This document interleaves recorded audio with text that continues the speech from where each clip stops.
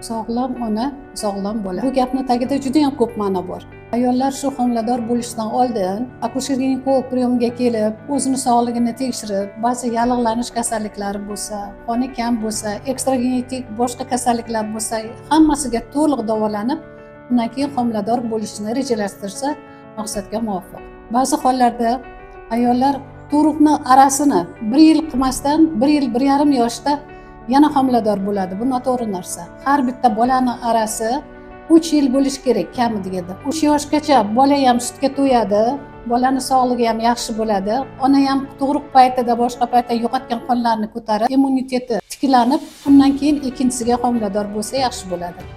Ba'zi holatlarda keladi, ayol kesarova yo'li bilan tuqqan bo'ladi, bolasi 1 yosh, qaynonasi kelib, "Men hech narsa bilmayman, shuni tug'adi" deb aytadi. Bachadonda choki bo'lib turib, yana homilador bo'ldi, bolasi kichkina. Bu homiladorlik ham yaxshi kechmaydi, bola ham sutsiz qoladi. Shuning uchun ayollarda shu tug'ruqni rejalashtirish kami deganda 3 yil qilib keyin tug'ish kerak.